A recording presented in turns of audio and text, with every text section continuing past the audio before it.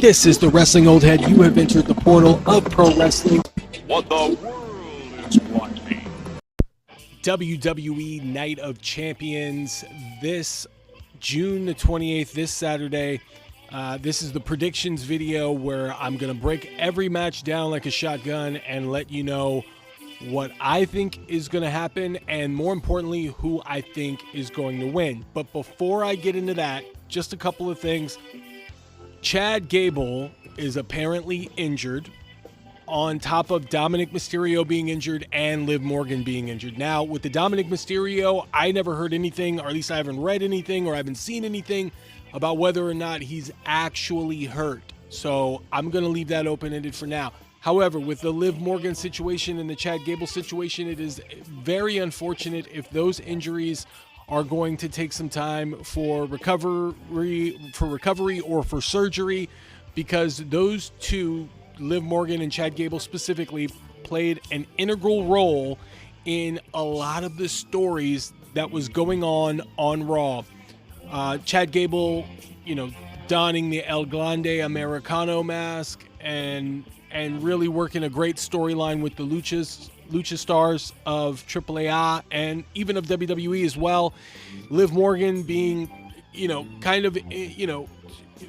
rolling with, a forever feud with Rhea Ripley that she was seemingly around, having a rift with Roxanne Perez, and being one half of the women's tag team champions.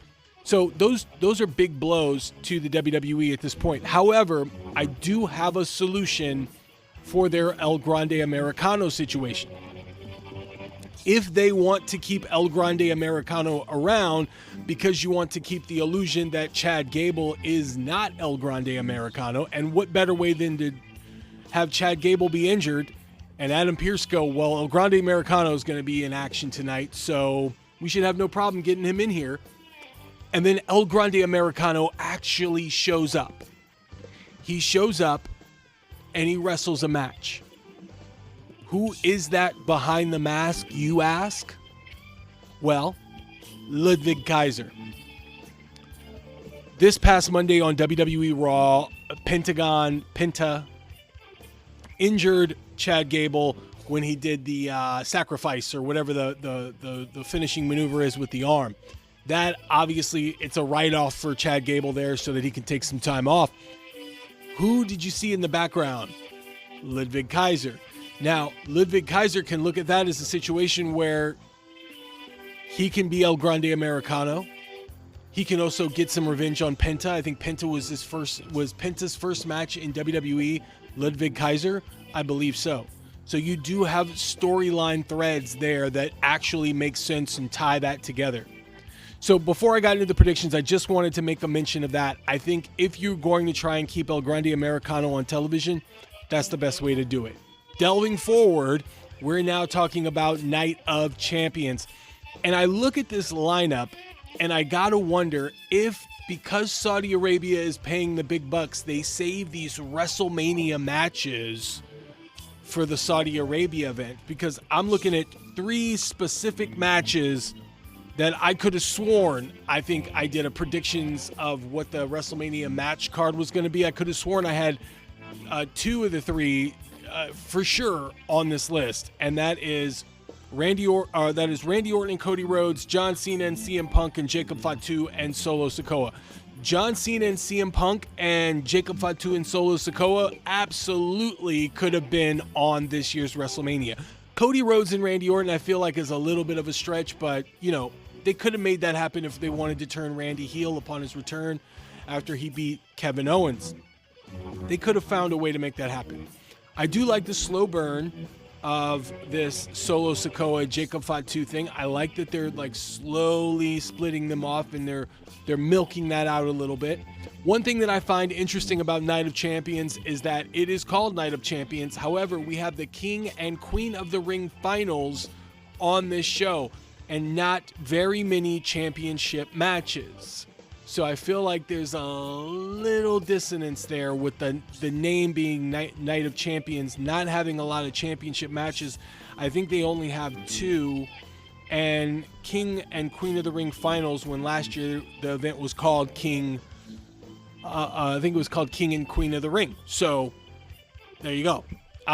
Anyways, let's get into the show. Queen of the Ring tournament final match. The winner is crowned the Queen of the Ring and receives a match for their respective brands' world championship at SummerSlam. Asuka, who is returning in Fuego right now, she has been a world beater, wrestles Jade Cargill. This match can go any way. Either way it can go. A couple of scenarios to throw out for you. If Jade Cargill wins, maybe Naomi cashes in on Tiffany before SummerSlam, and then you get Jade against Naomi at SummerSlam. Here's another one. Jade and Tiffany end up wrestling at SummerSlam. You've got Nia Jax out there roaming around. You potentially have Charlotte Flair roaming around. And then you have Naomi roaming around. So what if Jade wins and she beats Tiffany Stratton and Naomi cashes in? Or what if there's a scenario where Jade is about to win and Naomi comes out, lays Jade out, cashes in, and pins Tiffany Stratton? So there are a lot of options that you can go with if Jade Cargill were to win. If Asuka were to win, you have her and Io Sky at SummerSlam. If not, if you don't go that route, then you have to figure into how Io's going to drop the championship, or what would happen from, June 28th till SummerSlam. So for those options being more vast on the other side with Jade winning, that's why I'm going to go with Jade. I would love to see Asuka win. I would love to see Asuka go to SummerSlam and wrestle the world champion. And here's the thing, that can still happen. That is not a given that because she loses this Queen of the Ring, she doesn't find herself being number one contender and wrestling Io Sky or in a triple threat or what have you. So there is still that option on the table. But for Jade, if Jade were to lose, you have a situation where she's going to be chasing Naomi. Naomi's going to be chasing Tiffany Stratton. I think that's just too convoluted. So keep it simple. Naomi has the briefcase. Jade's the number one contender. And now you got something to work with. And it's a lot easier to understand. So for that, I'm going to go with Jade Cargill. In a singles match, Sami Zayn wrestles Karrion Kross, who will have Scarlett in his corner. God, I've waited so long for this match. As a matter of fact, this is another match that I would have liked to see at WrestleMania that we didn't get. And now we're getting it at Night of Champions. It really feels like they just took all of the matches that should have happened at WrestleMania and put them on this card. It's so clear and blatantly obvious that they took the bag and they said, we're gonna stack this card like it should have been night one of WrestleMania. But I digress. So Karrion Kross gets popped in the mouth by Sami Zayn after Sami Zayn lets Karrion Kross know, or then Sami Zayn lets Karrion Kross know, we got a match and it's made official. They did not tell us where that match was going to take place, and then later they made it official. Karrion Kross and Sami Zayn at Night of Champions. Saudi Arabia loves Sami Zayn. They love them some Sami Zayn, boy, I tell you, they love them some Sami Zayn.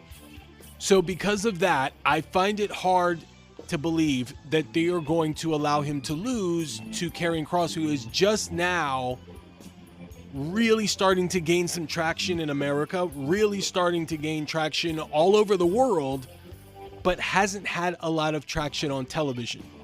Up until recently, the most that we have seen from him is 30-second clips in between Netflix commercials where he's talking backstage and slowly, and I mean slowly, building to what we're getting right now. One thing of note is that Karrion Kross said, got him. And I love that. And I'm a big Karrion Kross fan. If you've watched my channel, you'll probably find a litany of videos about Karrion Kross on the channel. If you go to my Twitter account at WrestleOldhead on X, Twitter, whatever you want to call it, I often talk about Karrion Kross, reply to Karrion Kross posts, repost Karrion Kross videos, etc., etc. But I am a realist. As much of a hardcore fan as I am with Karrion Kross, I got to think of this objectively. I got to think of this outside of my own fandom. And I have to look at this with a broader scope here and go, Sami Zayn can win. And that doesn't mean that they kill the momentum of Karrion Kross. And let me explain how. Because if Sami Zayn were to win, let's say it's not outright, but let's say it's kind of nefarious, right? Let's pretend for a second that Sami hits him with a low blow. Maybe he pulls the tights. Maybe he puts his feet on the ropes and Scarlett can't get to the boots fast enough. Something like that, where Karrion Kross can now look at that and go, you see what you did there? You cheated.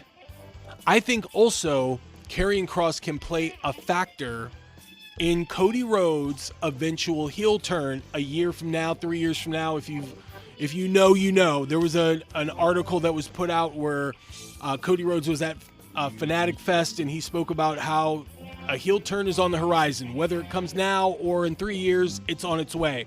And I feel like the catalyst for that can be Karrion Kross. And I think we're seeing the start of that with Sami Zayn. Remember, it started with AJ Styles. It didn't work so much for AJ Styles, but we're starting to see something happen with Sami Zayn. I think he cracks Sami Zayn. I think we get a different Sami Zayn. Whether or not it's a heel, I don't know. Maybe he's really desperate to win the world championship, so he's doing things that are heelish, but he's still being himself. He's gripping with that. That could be something that's interesting. I think that's a great character development for Sami Zayn as well. He doesn't outright have to twirl his mustache and become a heel. He can actually pretend that he's still good old Sami Zayn, but he's got a little bit of an edge to him, right? And Karrion Kross is obviously going to be the facilitator of that. Then he can move his Karrion Kross in his dominance, can then start to talk to Cody Rhodes as well. I think that could be great, especially if Cody and CM Punk end up encountering one another with championship implications. You get Karrion Kross involved in that, because I would really love to see Karrion Kross involved with CM Punk in some fashion. I think it's going to be humongous. I really do, if that were to happen. I'm digressing, spending way too much time on this match, ranting about what could happen with Karrion Kross, and that's just further proof that I'm a fan. However, I'm not predicting him for this match. I'm actually going with Sami Zayn. In a street fight, a match that was, I believe, just recently announced, Raquel Rodriguez wrestles Rhea Ripley. I got Rhea Ripley going over in this match. I think there is a world where Raquel wins because Roxanne Perez comes out and interferes. So, but it is a street fight and it is no rules. So I do believe Roxanne comes out. I do believe Raquel and Roxanne double team Rhea Ripley, but I also believe that Nikki Bella comes out to even the odds and to help Rhea Ripley beat Raquel Rodriguez. And I know you're looking at me like, what? Nikki Bella and Rhea Ripley? Yes, unfortunately. And it's not a bad thing. I respect both. I just don't see them really coinciding like that. But I think they need to pivot from Nikki Bella and Liv Morgan for obvious reasons. You have the connection with Raquel, with Nikki Bella now, because by proxy or whatever. Then you insert Nikki Bella into the situation with Rhea Ripley. You insert Roxanne in replace of Liv Morgan, and you have Rhea Ripley and Nikki Bella against Raquel and Roxanne. This isn't the only weird partner Rhea Ripley may have, because when Liv Morgan comes back, I really feel like we're going to see Liv Morgan and Rhea Ripley team up to go against Roxanne and Raquel. That is my opinion, but I feel like that would be on the horizon. Now, for the WWE United States Championship, Jacob Fatu wrestles and defends his championship against Solo Sikoa. Now, is this when we see Hikuleo debut? I don't think so. I do see it potentially being Tama Tonga or Tongaloa coming out to interfere. I don't know if they would be willing to give Solo the win here. I think Jacob Fatu has a longer reign as the United States champion. But I gotta go against that notion and say it is a potential that Solo Sikoa could walk out of this building as the United States champion, because he's got JC Mateo, he's got potentially Tama Tonga and Tongaloa, who are, seemingly moments away from returning here. So I'm going to go with Solo Sikoa. This is my dark house pick of my predictions. My gut is telling me Jacob Fatu, but I'm going to go against that. And I'm going to say Solo Sikoa wins the WWE United States Championship in Saudi Arabia by beating Jacob Fatu. And I think that only angers Jacob Fatu a little bit more. I think him as the underdog fighting to get his championship back, I think it makes a lot more sense than him just beating Solo and being done with it. Jacob Fatu hating Solo only increases if Solo wins the United States Championship. And I think he will. In the finals of the King of the Ring men's tournament final, the winner is crowned the King of the Ring and receives a match for their respective brands' world championship at SummerSlam. Randy Orton wrestles Cody Rhodes. So much story in this match. How long have we all, I'm not even going to just give myself credit, how long have we all, you, and you, yes, even you in the back, how long have we waited for Randy Orton against Cody Rhodes in the WWE? We have theorized that it could have been a Randy Orton heel turn. We theorized that it could be a Cody Rhodes heel turn, but we knew that the legacy was going to collide. And sure enough, it is colliding at Night of Champions. The story, there is none. There is just a good old-fashioned finals of a tournament. Randy Orton's second time in the finals, Night of Champions. Last time he found himself in the finals, he wrestled Gunther. Heck of a match. Gunther won.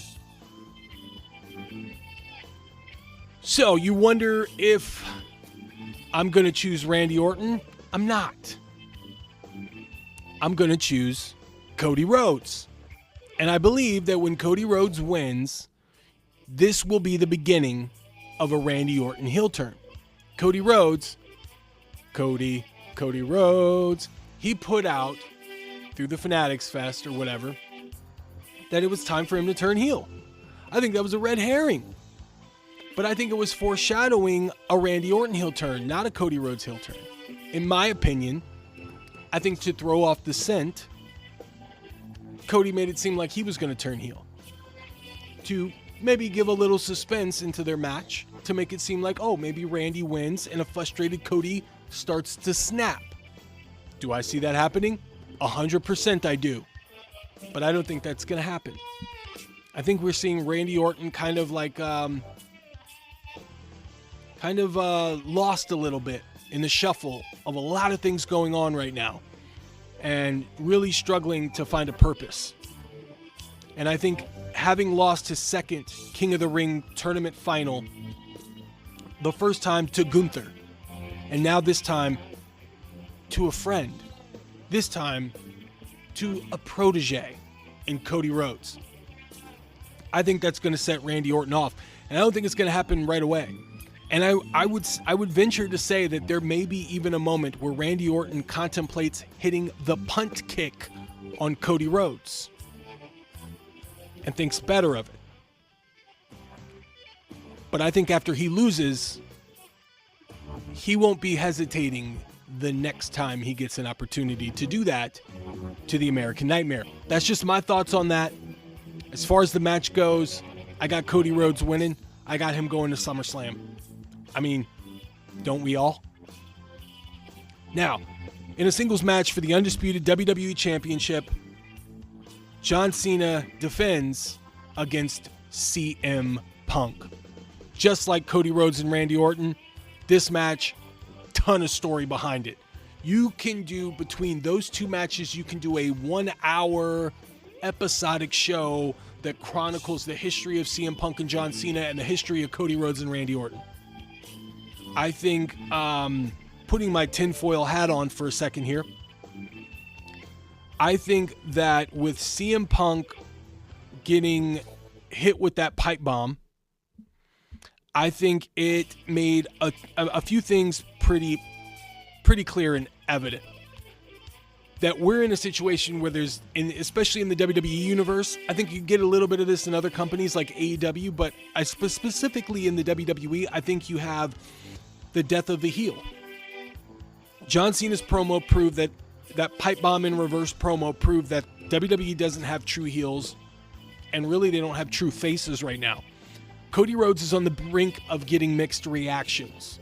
CM Punk is on the brink of getting mixed reactions. The only two top faces in the WWE that are getting pretty unanimously cheered is LA Knight and Jey Uso, and Karrion Kross is creeping up behind them, which is crazy to think about. I don't know what the purpose of this promo that they did was, other than for John Cena to get cheered for emasculating CM Punk. That's just my opinion. I don't know the purpose.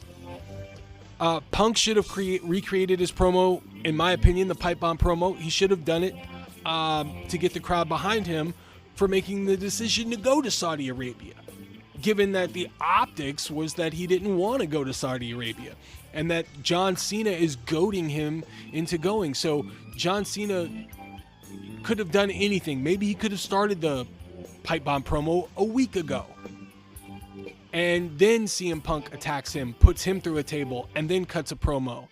Something. But I don't know if we're going to get that on Friday. I don't know if we should get that on Friday. Maybe we will. But the whole idea between cutting promos that, like John Cena cutting a promo that puts him in favor of the crowd, as nuanced as the WWE crowd has become, so they, even though, Cena is supposed to be cutting this heel promo that he's actually getting cheered because it's what they want. Maybe the WWE saw this coming, and maybe they set this up so then Cena can use that on Friday. And then CM Punk can come out, put him through a table, and then cut another pipe bomb over John Cena before Night of Champions. It is possible that they can go that route. I'm not disputing that at all. But what if CM Punk wins? What if CM Punk walks out of Night of Champions as the undisputed champion, but before he gets out of the ring, barely able to stand after a grueling match with John Cena sitting in the corner shocked, everybody in Saudi Arabia, everybody watching, shocked that CM Punk has beaten John Cena at Night of Champions. And Seth Rollins brings out Braun Breaker and Bronson Reed, who tsunami and spear CM Punk, and then Seth Rollins cashes in his Money in the Bank briefcase and beats CM Punk at Night of Champions. I think it's so obvious that this is going to happen. I think it makes so much sense for story. I think it leaves John Cena in a situation where he's like, well, what the fuck do I do now? Because I was supposed to walk out of this company with the championship. But I think you can still get to that. I think you can get to, and I know a lot of people aren't going to like this idea, but you could potentially have a SummerSlam main event that's a fatal four-way. John Cena against CM Punk, against Cody Rhodes, against Seth Rollins. I think you could do something like that. But I'm still going with John Cena. Hey, I got to be real. My dark horse pick was Solo Sikoa. I am going with John Cena to win this match. As much as that CM Punk cash-in makes sense, I just don't see it happening. I just don't see it happening for story. The idea is to get John Cena as close to the end of his retirement with the championship as possible, and I think that's what they're going to plan on doing. So I'm going with John Cena to win. But what do you guys think is going to happen? Let me know your predictions down below in the comments. You guys, thanks again for coming out to the Portal of Pro Wrestling. I am the Wrestling Old Head. Stay tuned for more, and I'll see you in the next one.